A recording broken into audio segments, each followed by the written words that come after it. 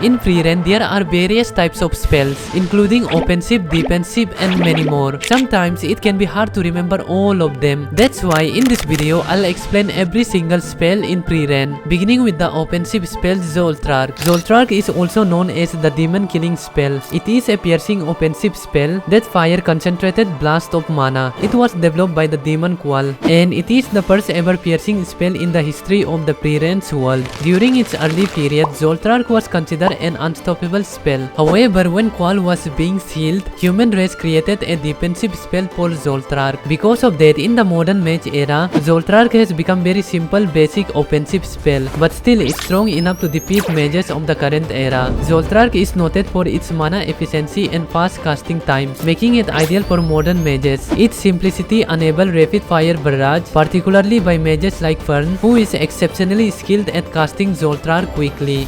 Zidon. It is the signature spell of Ubel. Zidon is an invisible slashing spell that delivers a precise, devastating cut to a target. It is not a physical blade but a magical effect that travels from the caster to their intended target, affecting only what caster visualizes as cuttable. The spell's power relies on caster's imagination and belief. If the caster believes something can be cut, whether it is a tree, enchanted armor, or even a magical barrier, Zidon will slice through it if the caster believe, as seen when Ubel cut through the Proctor's supposedly indestructible defensive cloak, and also Ubel effortlessly defeated her-based magic of Sense clone by using only Zidon. All these feats tells that Zidon is an exceptionally formidable spell. Speaking of Zidon, there is an ability of Ubel which is an empathy-based magic enhancement. This is a rare ability to copy other mages' spell by understanding their nature and emotion through empathy. This intuitive process allows her to replicate spells without fully understanding their technical mechanics. For example, Ubel copied the Hexagonal from Ubel by showing empathy towards him. Clone magic, also known as Duplication spell. It is the signature spell of Len to create near-perfect clones of himself. These clones are tangible, can interact with the environment, and possesses the same magical and physical capabilities as the original Len, including the abilities to cast spells. So far, we have seen that he can create and control at least 2 clones simultaneously from a vast distance, even hundreds to thousands of kilometers away. This allows him to participate in events such as the first-class mage exam without leaving his hometown, where he remains safe leisurely drinking tea. Walgos and Doused Door. These two are powerful spells used by Denken. Walgos is a spell that summons a massive tornado or a cyclone, creating a powerful windstorm capable of devastating the surrounding area. Meanwhile, Doused Door is a spell that transforms a source of wind into a blazing inferno, effectively turning a wind-based effect into a firestorm. So basically, when you combine Walgos and Doused Door together, it forms Fire Tornado, also known as Doused Storm. Catastravia. It is a formidable spell that unleashes a relentless barrage of light-based energy beam, capable of inflicting deadly damage to its target. Denken used this spell in his battle against Frieren, but sadly, Frieren easily blocked the attack since he is much more experienced than Denken. Nectar. It is the signature spell of Lawine. Nectar is an ice manipulation spell that freezes water into sharp projectile-like ice structure, specifically ice arrow for range offensive attacks. It's a precise, high-damage spell designed to overwhelm opponents with a barrage of frozen projectiles. Nectar power is amplified in wet conditions such as rain or near any kind of water sources. Stroha. It is the signature spell of Ken. Stroha is a water manipulation spell that enables Ken to control liquid water, shaping it into stream or other forms for utility or combat scenarios. With this spell, Ken can deal devastating damage to her opponent in a large area, as seen when Ken easily defeated Richter using the Stroha. However, its power relies on nearby water sources such as lakes, river, or rain. The greater the volume of water, the more destructive the spell becomes. Jubilant. It is the signature spell of Sharp. Sharp's Jubilant spell operates in 2 key stages. First, Sharp uses a preliminary spell to generate a field of flowers around himself. Once the flowers are ready, Sharp casts Jubilant to transform the delicate petal into a steel-like projectiles. These petals harden into metallic objects capable of cutting or piercing. Sharp can manipulate these transformed petals with precision, directing them to fly towards his opponents, capable of dealing deadly damage to whoever comes in its its path. Not only that, he can also transform the metallic petals into shield around himself, as seen when Sharp and his team were fighting against the replica.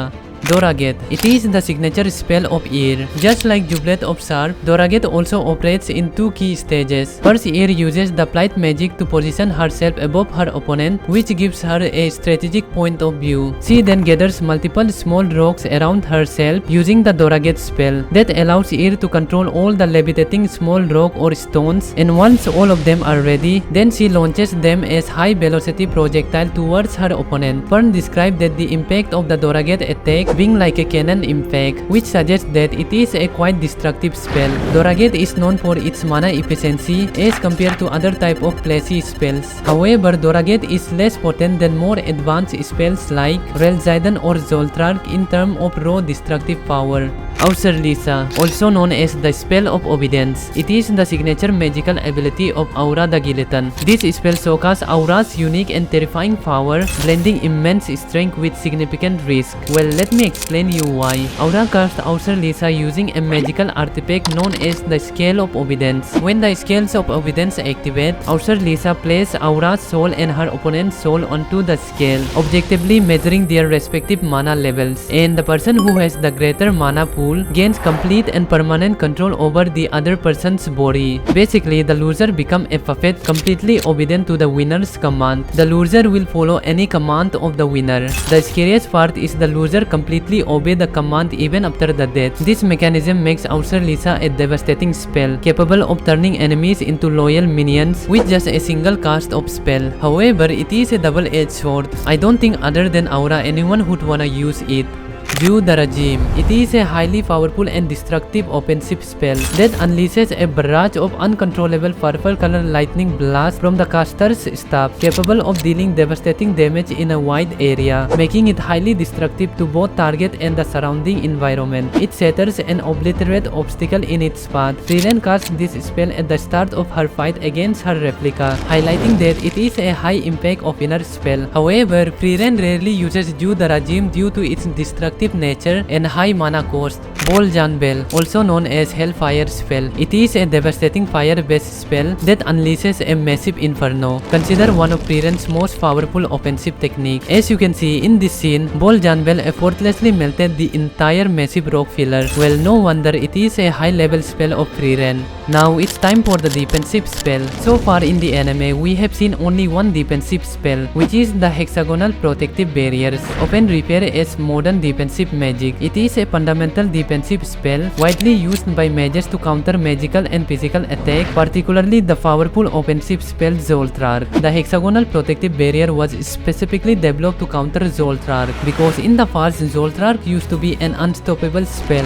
That's why the human mages designed this spell to absorb or deflect Zoltraak piercing energy. Its hexagonal structure distributes the force of the attack across the multiple panels, preventing penetration. The barrier's mana structure is attuned to neutralize Zoltraak's magical signature, making it highly effective against this spell compared to older, less specialized defenses. And fast forward to the current era of the mages, Hexagonal Protective Barrier has become the most efficient shape for the defensive spell, since they allow mages to quickly activate it and cover a large area with less mana compared to other type of complex defensive spell.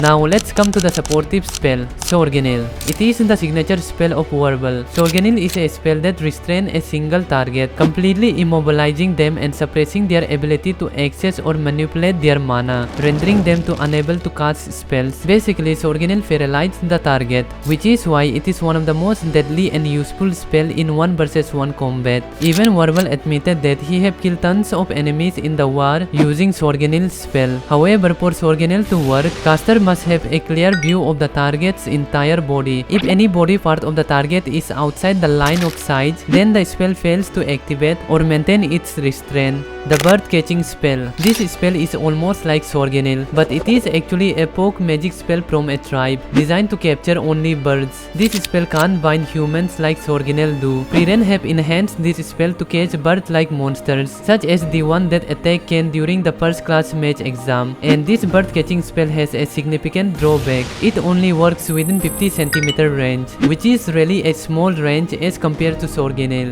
But still, it is a quite useful spell if the caster utilize it in a proper way.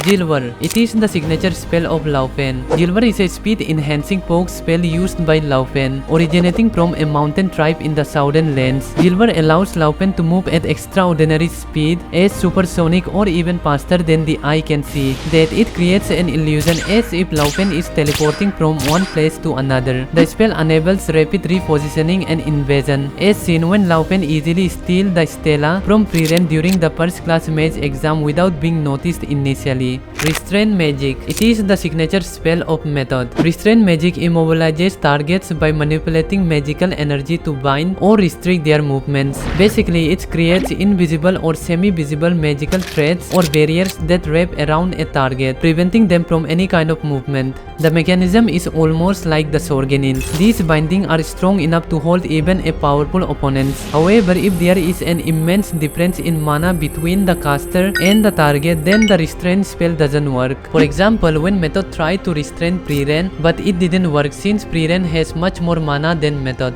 Hypnosis magic. It is the signature magic of Ubel. Ubel specializes in hypnosis magic, which allows her to manipulate the actions of others by making an eye contact with the target and issuing a verbal command. Although hypnosis magic is one of the most broken magic, however, hypnosis is less effective against targets with strong mental resistance such as Frieren. And also, hypnosis doesn't work on target which doesn't have a brain, just like the Spiegel's replica. Now it's time for the magic of the goddess. The magic of the goddess is a unique and specialized type of magic, different from any type of human or demon magic. This type of magic can only be accessed by those who possesses the blessing of goddess and has a holy scripture, a special book containing encrypted spells. Only the owner of a specific scripture can cast its magic, making it inaccessible to other mages. That's why not even powerful mages like Frieren can use it. One of the most significant aspects of magic of the goddess is its ability to counter curses. Priests with the blessing of goddess have a natural resistance to curses and can identify and neutralize them. For example, Xin was completely immune to the sleeping curse of the confusion flower. Now finally, it is the time for the miscellaneous spells, which are quite cute and adorable, but Siri might not like them. The first spell is the flower field spell. It is a spell that creates a very beautiful field of flowers, which was taught to Frieren by her mentor Pleme. Clean clothes spell. It is an adorable spell to make clothes clean and spotless. It was chosen by Pern as her privileged spell after becoming the first class mage. Unlike Siri, Frieren was really proud of it. Sweet to sour grapes spell. It is a spell that turns sweet grapes into sour. Frieren learned this spell specifically for Aizen cause he prepared sour grapes. Shape Ice spell. Just like its name, it is a spell that creates shape ice. Frieren discovered it during her adventure with Hero Party. And that's it for today guys. It's time to end the video here. See you guys in the next video.